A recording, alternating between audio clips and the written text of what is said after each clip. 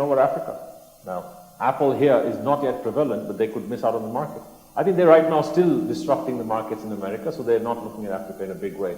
But overall, yes, if I look at the next long-term potential, for Africa is not a today thing that you go in and harvest in 1 year, 2 years, and you've got your money. It's a long-term investment. If you get your foot in the door here, we're 1 billion people today. By 2050, we're going to be 2 billion. That's another extra 1 billion people. They need to be food, they need to get food, they need to be clothed, they need to be housed, they need to get technology, and they need to live somewhere. Again, the big dynamics of demographics. Apart from that, the whole thing about people moving to cities. There are going to be many more cities required in Africa. Now, we're not building enough, and therefore, the whole potential existing right now is in Africa.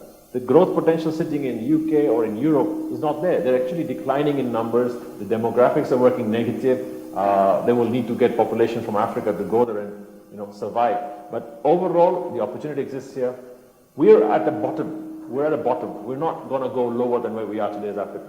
So we can only rise up. And I think when you say Africa rising today, it's a reality. It's not a bubble. George, I want to give you a curveball from left field, as Americans love saying. You went off to the village, built Tafari, the castle. The thing that we do as Kenyans, as soon as you do that, is you'll have a delegation of old men and women coming to you and telling you, young man, it's time for you to be MP. Now it's time for you to be governor, and things like that. The temptations outside of business. Yeah. How do you deal with those? Well, first of all, I'll take up from the point that Vimal was making, and also you, as to say that Africa is rising, and that has been big headline for the last decade or so, or nearly a decade. But I have a slightly different perspective to that, to say that Africa is actually being risen. If you look at all the big things that are making us be categorized as rising, actually not coming from us. They're actually coming from outside. And I think, in my persuasion, and today I can tell you Wallace, that's why I sit in that village, because I want to rise Africa. Okay? But isn't that a negative thing, though, that we need people to tell us? The hopeless continent thing was an outsider telling us we're a hopeless continent, and we all got depressed. Then actually the same foreigner came from outside telling us, now you're rising, and we all got very happy because someone has said we're rising. We almost never tell ourselves. Yeah, exactly. And that's the point I'm making, that we need, and this is why we need to encourage enterprises such as Bidco, because they're indigenous Kenyan company. So these are the sort of enterprises that are rising Africa, if at all it's rising at the pace at which we see from the statistics. But I think the question I wanted to put in here is that we need to be careful not to be risen through and through, but we also need to rise ourselves, okay? And that's why, to now answer the question you had asked, which I've actually partially forgotten, that's why I sit in the village, like I said, because I realize that, and you may if you look at that village in Nairobi, it's almost like somebody coming from China to invest in Kenya, all right? So I live in Nairobi to go and invest in that village. And so many things actually work for you, because there's certain factors of production that are affordable, from land to, labor, and quite a bit of it is going for you, just like it does for Africa in general when you're looking at it from outside. Second is that you're able to make significant and measurable economic and social impact in some of these environments. So those are some of the drivers that really made me feel, let me leave this city, which is very overcrowded, that has got all manner of enterprises, to go there where the space really hungers for the sort of enterprise that you're going to set up, that is so needy for it, is going to make tangible change, socially and economically. You can be popular without being in politics. So I have looked at my space and looked at it time and again, and the sort of thing you're saying have actually happened. But I'm very focused on saying I can do all those things if I indeed desire them without being in Bunge. It's power play. I just wanted to jump in on this one. I get the feeling Evans has been approached as well. Definitely. He's into power already. It's a power game already. I kind of think, the whole about Africa rising is a good debate that goes on, but also I believe that we need to be realistic about it, in the sense that Africa as a whole can rise, but only 10% of the population is rising, which also can also have repercussions. So we need to kind of find ways where whatever is growing, it trickles down to affect as many people as possible. And what George is talking about is really something that's really practical, because honestly, if you go to some of the areas in this country, there are so many opportunities, and everyone is crowded trying to do the same thing in the city. And you have so many of those opportunities that, that are out there, and no one is, is going to look at. Even if you look at, agriculture, education, healthcare, things that people really need every day, affect millions and millions of people, but everyone is crowded into cities and trying to do such similar things. So it's important that we grow and make sure that the growth trickles down, so that we have a large number of people actually moving out of poverty, which means they increase their spending power, and we can, our enterprises will grow even faster. But I also think that when it comes to the idea that when you do something and start growing, you will have all sorts of people telling you different things. But if you have certain goals that you want to achieve, you'll keep working on them. And then some people will be negative, some people will be positive, definitely.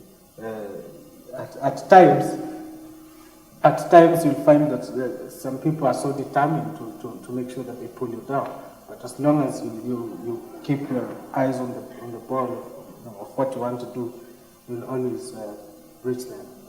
Vima, back to the Africa story. Someone else to my Nigerian told me that if you want to be a millionaire, Lagos has 17 million people or thereabouts, if they know how to count them. Sometimes they wonder how to count them, but 17 million people. Take one little corner of Lagos, sell 1 million people something for $1 a year, and you're automatically a millionaire. It implies to me opportunity, yes, but on the other hand, it implies to me that we're going to get a lot more competition from people who have had to deal with extremely difficult situations. Nigerians will land here and take us over. We need our entrepreneurs who say, I've got an idea, scale up, start doing it here. The opportunities exist here. You saw them in Nigeria from here, sitting from here, because you saw the margin that's in the difference that people are making. How come people from overseas are seeing it here and we're not seeing it? So I think a lot of us, we're our own enemies in a big way for Africa. And Africans themselves have to blame, because we've still got people who say, there are people who can run it, but there's people who can't run it. All the entrepreneurs, the budding entrepreneurs right now, if they were given a platform to start making things happen, I believe it can be done. Number one. Number two, demographics even for Kenya, for East Africa. Today we have, from a 44 million Kenyan market, we have access to 150 million in East Africa. That's just Kenya, Uganda, Tanzania, Rwanda, Burundi, 5 countries. But look at the whole of COMESA. We've got duty-free, tariff-free access. Why aren't we doing that here? Why aren't we making things here and sending them across? USA market, we've got free, duty-free, quota-free access to them right now. 6,500 line items we can export to them. Why aren't we taking advantage of this? It's just the exposure. And I think this is where we need to expose our people to start looking at these areas. If they need to scale up, we need to bring in growth capital, whether it's from local chamas or it's from overseas or wherever, it doesn't matter. The point is, we also need to partner with people. And this is where, if Evan says, I want to scale up myself in 5, 6 countries, let him invite growth capital. Does it matter? It doesn't have a color, right? So capital coming from wherever. We need to mobilize our own capital here. People are going in the stock market and putting all their money into the stock market, whereas there are new opportunities. The counties we've got in Kenya, the evolution is fantastic. There are 47 counties and 47 new visions of each of these counties of what they want to do with it. Each one has an opportunity. How many of us trust them? How many of us don't? And these are the key areas that we need to look at. If entrepreneurs went into any of these counties and said, fine, we want to do something here, I can tell you the MCAs and governors will call them and say, fine, come and do this in our county. There's that really good competition going on right now. So I think the opportunities, we just need to wear the lenses to see the opportunities. That's a great last thought. What are your last thoughts, George? Well, first of all, I would like to wrap up this from where I sort of began to say that if indeed you have that idea that you want to pursue, let it be personal, let it be your own idea, let it come from your heart. Second, it's mandatory, and I always tell people it's mandatory to have a dream. And very often when you have a dream, the dream is so big that you don't even know where to start. So you must then break it down to very small, manageable bites. And then thereafter, and this is very important, you must pursue those small steps with brutal consistency. Okay, you must be totally focused. And I'm talking about this from experience. When I started doing my project up country, we started off by buying a 5-acre farm, which was very cheap. Second, we started planting trees. Okay, and a seedling wallet was costing 1 shilling. And getting a man on the farm to work a whole day was costing 100 shillings. So in other words, with 1,000 bob, you could keep 10 men working on the farm the whole day. The 1,000 bob will not take you for coffee in this town. Okay? So, but if you go there, you find actually those small steps actually make a lot of sense now. Third, like I said, brutal consistency is very important. As soon as I left corporate life and I went up country and a lot of people discovered what I was doing, they thought I've gone into real estate. And so I got a lot of proposals for this holiday home there, golf estate here. And if I was not brutally focused, I would be the proud owner of quite a few of those homes. But unfortunately, the Tafari Castle will not exist today, and I'll not be as fulfilled as I feel now. So those are the sort of closing lines that I'd like to share. Evans, quickly, what are your closing thoughts? I think for me, it's just, especially for young people, I believe that you just need to have a passion and follow it.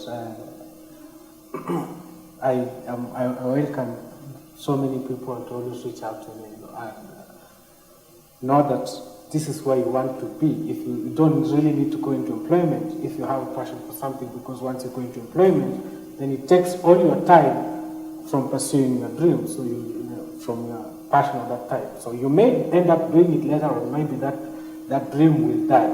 So if you really want to do something, just start doing it. Don't wait for tomorrow. Smriti? My final thoughts are: be persistent. It's a lonely journey, so make sure you've got people around you who can support you through it. Find mentors and coaches. If you can't find mentors and coaches, at least watch things, read things, make sure that you've got accessibility to it, and finally, sharpen your communication skills. All right, so interesting thoughts from people who have actually managed to make it, but like they told you, it's not always easy, it's not always obvious. But if you have a passion for this thing, let us know what you're thinking. There's lots of these conversations going on. This particular and continues hashtag Bidco Live. On the 25th of July 2015, we have the Global Entrepreneurship Summit. President Barack Obama of the US is going to be here in Nairobi with a lot of entrepreneurs from both the US and Kenya and all sorts of other places being there. But let this conversation continue. There's a lot more of this happening. But for now, thank you for being with us, and goodbye.